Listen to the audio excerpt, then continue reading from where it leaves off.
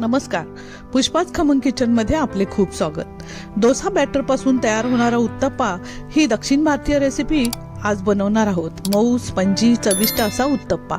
यासाठी आपल्याकडे तयार डोसा बॅटर आहे।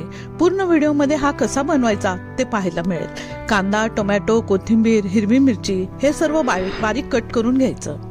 प्रथम डोसा बॅटर मध्ये अर्धा टीस्पून मीठ घालून त्यापाठोपाठ बारीक चिरलेला टोमॅटो, कट केलेला कांदा, बारीक कट केलेल्या मिरच्या तसेच कोथिंबीर यामध्ये घालायचे आणि सर्व छान मिक्स करून घ्यायचे।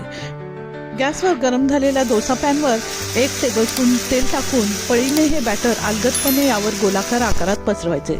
उत्तप्पा जाडसरच ठेवायचा म्हणजे तो छान मऊ आणि स्पंजी होतो। कट केलेला कांदा, टोमॅटो आणि कोथिंबीर या वरच्या बाजूला भुरभुरायचे। यावरून अर्धा टीस्पून तेल सोडायचे। एक बाजू छान भाजली की उत्तप्पा पलटून दुसरी बाजूही सोनेरी होईपर्यंत भाजून घेऊया। या पाठोपाठ दुसरा उत्तप्पा देखील तयार आहे। गरमागरम उत्तप्पा आता सर्व करण्यासाठी तयार आहे।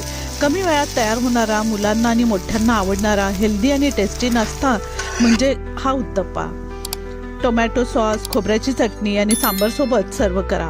व्हिडिओ आवडला तर पुष्पा खमंग किचनला लाईक, शेअर आणि सबस्क्राईब करायला विसरू नका। डोसा बॅटर आणि ओल्या नारळाची चटणी कशी बनवायची या व्हिडिओची लिंक खाली दिली आहे।